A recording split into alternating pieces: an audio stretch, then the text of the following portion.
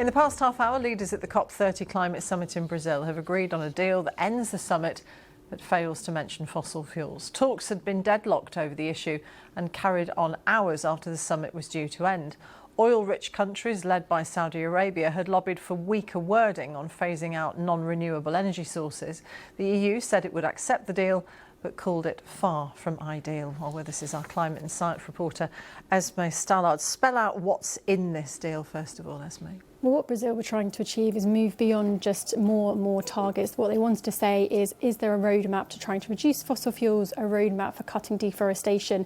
They were supported by 80 countries, including the EU, but they didn't get it in this deal. All this does is reaffirms those previous commitments. There are other countries like China which are happier with the way the deal's turned out. Li Gao, who's a Chinese negotiator, said we've achieved success in a very difficult situation.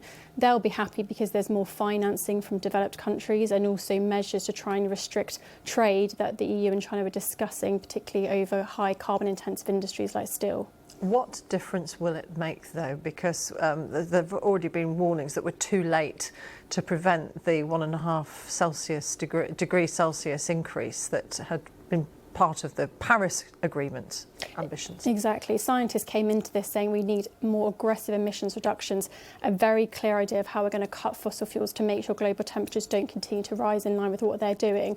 Looking at what we have here, that is just not going to achieve that. Countries like the UK, Ed Miliband, the Energy Secretary, was out there, said he was still happy that countries had come together to discuss this issue. But certainly it seems right now that we're not going to see global temperature rise come down with what's on the table. What's the reaction been then from those smaller nations that have been calling for finance to help them tackle and mitigate the effects? For some, it will be terminal if something isn't done quickly, because the sea levels will rise. Absolutely. So there's been mixed reaction from them. What they were looking for is a firmer commitment on financing to help them adapt to climate change. That is in this text, a tripling of that financing. There's also very clear indicators of how they will achieve that, although they're not all happy with what's included.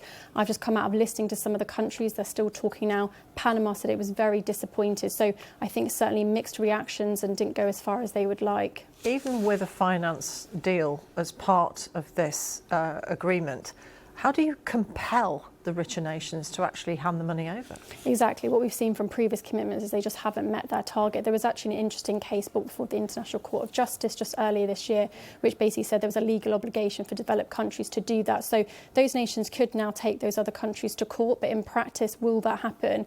I think what we're more likely to see is them trying to do bilateral trade agreements to get some at least loans, or maybe even money from developing big nations like China. That brings me to the obvious next question, which is outside the COP system, how much scope is there for countries to take action, be it unilaterally or with smaller groups of countries in on the act? I think that's a really good point. I think there are questions whether having a COP process where you're trying to get 200 countries to agree is the right one.